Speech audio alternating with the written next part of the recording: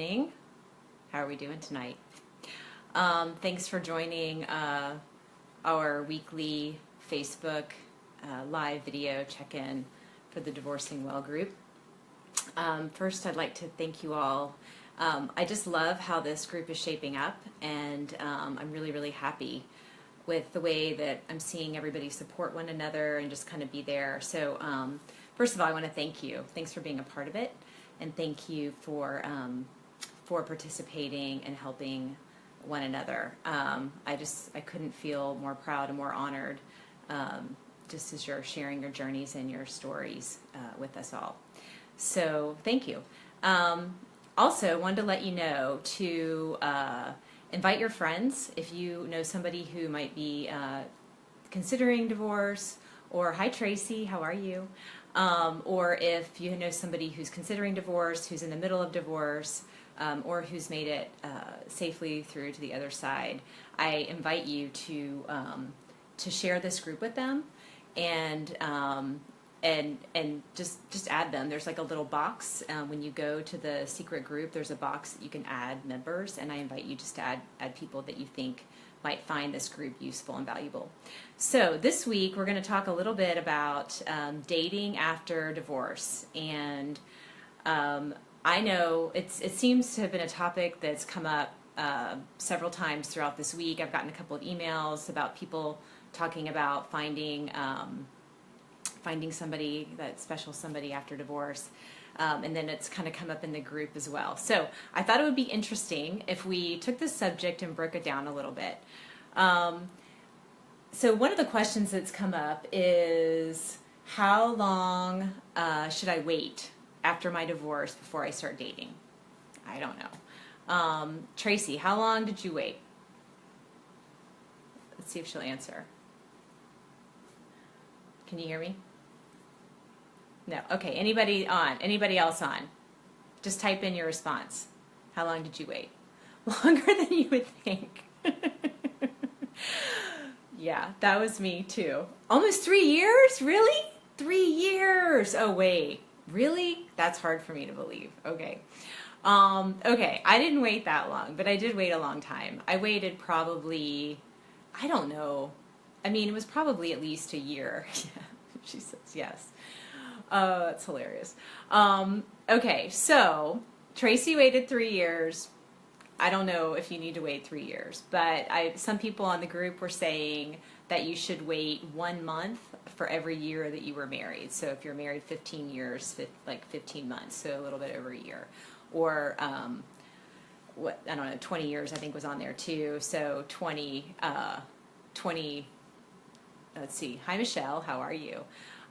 Michelle, we're talking right now about the question centered around how long you waited after your divorce before you started dating again. Hi, Michelle. So anyway, the deal is that dating after divorce is very scary. Somebody on the group this week mentioned they went on their first date after their divorce, and it was a disaster. Mm-hmm. Who else has had a bad date after their divorce? Can you guys hear me? Okay. Can you guys hear me at all? Maybe not. All right. So you will probably have more, me, says Tracy, more disastrous dates than you'll have successful dates. And I'm so sorry to say that. But, oh, they're saying I've heard all their stories. And yes, they've had bad dates. But I'll tell you that you kind of have to sift through kind of the gunk in order to get through to some of the gems, if that makes sense. And this is what I have learned about, that's right, Michelle reminded me. It is good to date, and this is why. Because in dating, you learn more about yourself, and you learn about what you want and what you don't want out of a partner and another person. So that's right, Tracy's saying she's learned so much about herself. That is the huge takeaway about dating. It's really not about whether the date went well, whether you made some kind of big love connection, whether, you know, you've met your other soulmate or what have you.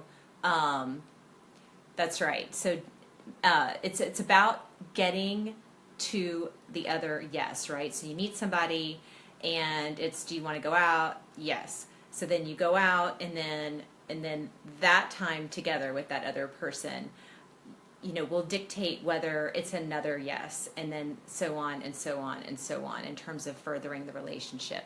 But the big, huge takeaway is that dating is not really about trying to sell yourself to the other person. It's really like an interview process. Like, let me learn about you and decide if I'm willing to continue dating you or not.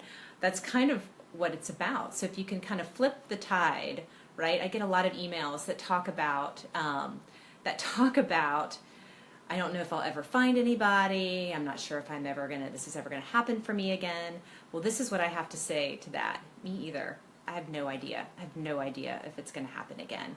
But I will tell you that the more I go out and experience other people, the more I find out about myself, and the more I find out about what I want in a partner and in a relationship. I do have some very funny stories about dating.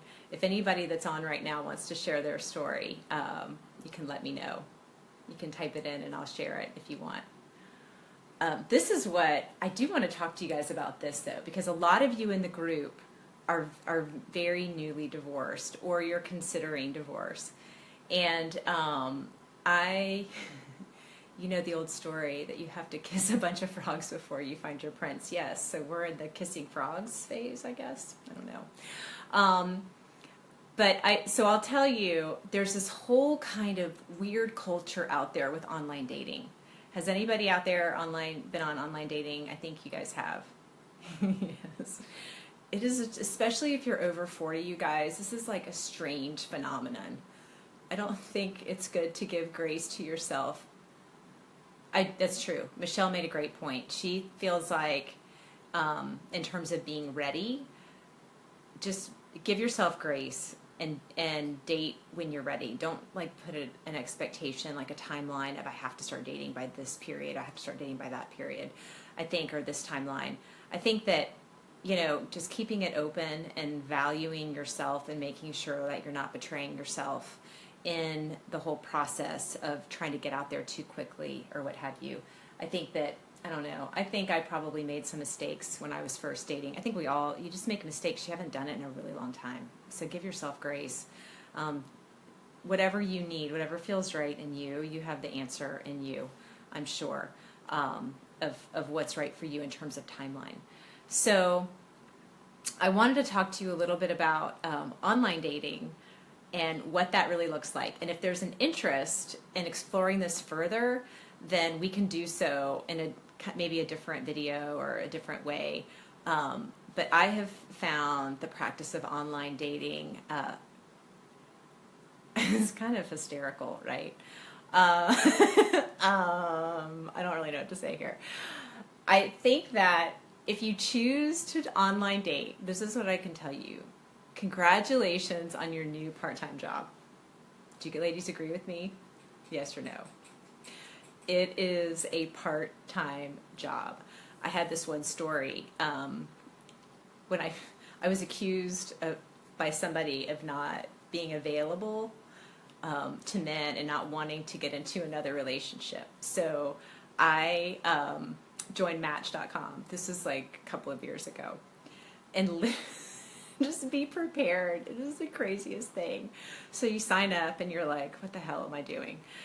And within, I don't even know how many minutes, like 5, all of a sudden your inbox just gets flooded with these crazy like winks and blinks and I don't even know what else. I just really seriously don't even know. It was overwhelming. I just like shut my computer and threw it aside. I didn't even know what to do. I was like some kind of crazy juvenile. It was funny. But that's great. Winks nudges likes. That's right. Michelle is telling me Winks nudges likes. WTF? What is happening? Like, what is happening? So just be prepared if you choose to kind of go down that road. That will happen to you. And it just got to the point where sometimes it's unmanageable. It really does become kind of a part-time job.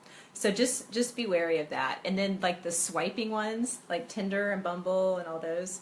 So you get this thing on your, if you guys want to know more, I'll do like a whole breakdown. I'll get my friends and we'll just break them all down. But there's like this, like you look at their picture and you read about them and you either swipe yes or no, like left or right or whatever. And then you say something back to these guys and they never respond. That's very true. So that's very true. That does happen. So you're swiping and you, I believe there should be 3 options for the swiping apps. Yes, no, and hell no, right? Because you're like, who are these people? So you swipe yes or no, and then and then you respond to them. Like on Bumble, the female has to be the one responding or like to initiate the conversation, which makes it safer. And then you'll start up a conversation and then like nothing else. Or you'll start emailing or talk on the phone and nothing else. And here is the thing that I want to kind of leave you with, unless anybody wants to add anything else. When it comes to online dating, it's funny to joke around about stories. I have stories. Everybody has stories. I'm kind of not committed to that way of meeting people, and this is why. So online dating really increases your pool, right, for who you can meet and enter into a relationship with. And I love that part of it because it does. I've actually made some friends just through very brief, like, online dating. Like, I just met them. Clearly, we're not going to go anywhere else. But it's nice to have friends that I didn't have before. So there is kind of a plus there for that. However, the thing that I don't like about it is you put kind of time and energy into communicating back and forth, and you kind of have an investment in this person before you ever really meet them. And so what it does is it kind of gives this, you have kind of relationship, but you really don't. It's like a false sense of relationship. So it's almost like you are in, you're texting, they're texting you, and then you meet, and then like there's nothing there. There's nothing there. So if there isn't anything there, like you would have known that had you met them. Hi, Wendy. How are you? Hi, Julie. How are you? I'm glad you guys are here. So I like the online dating thing because of the fact that it gives you a broader audience in which to choose. But I don't really like it because it does give you this false sense of relationship, and it's not. Let's see, how can I put this? It's just not real, and you don't know if it's going to be real until you meet them and whatever. And sometimes you invest a lot of time and energy into somebody that you wouldn't ever date. So it's kind of that way. Agreed. I think it creates a superficial reality. That is absolutely right. It does. It creates like a falsehood. I think I was talking to a friend, and they can present their best edited self. That's very true, Wendy. That's very, very true. I met somebody online, and that he was like so great on the phone. We had like hours long conversation. It was really fantastic. And I go to meet him, and it's like nothing. Like, I mean, it's not even that he misrepresented himself. I don't think he did necessarily, but he was way more engaging on the phone than he was in person. I can tell you that. Like, had I met him at a bar, no, I wouldn't have been interested, if that makes sense. I don't go to bars, so I can't meet anybody at a bar. Okay. So any more questions about dating after divorce? I think I don't know how many minutes we've done this. It is not giving me a timer, but 3 months. Oh, actually that's okay. So that's good. Hard to do online. Okay. So Michelle is saying that we have a mutual friend who's a therapist, and she says that that it takes 3 months for kind of your stress hormones to get out of your body, so that you can kind of make good decisions while dating. So that's something to keep in mind. Hard, and that is hard to do online. Tracy, what's 15 minutes, Tracy? What's 15 minutes? The time that it took you to get divorced to the time it took you to date? No. I don't know if, oh, it's been 15 minutes. Oh, that's probably enough minutes is what I think what she's saying. Okay, you guys, this has been a lot of fun. I got you. Thanks, Tracy. I wasn't tracking with you. This has been a lot of fun. I'm really happy that we've done this. 15 minutes is probably all we need to do for a Facebook Live video. If you have any further questions and want to know some funny stories or are interested in the online dating perspective in terms of how the apps work, because that for me was like crazy. You're welcome, Wendy. I'm so glad you're a part of this. Then we can explore that later, but just write it in the comments so I know if anybody's interested, and then we'll kind of get it scheduled so we can schedule our time around it. Way too many funny stories. We could definitely write a book. You guys are the best. I appreciate everything that you're doing to help support this group. This has been a lot of fun for me to do, and I hope it's been fun for you as well. You guys have a great night, and love you. Bye.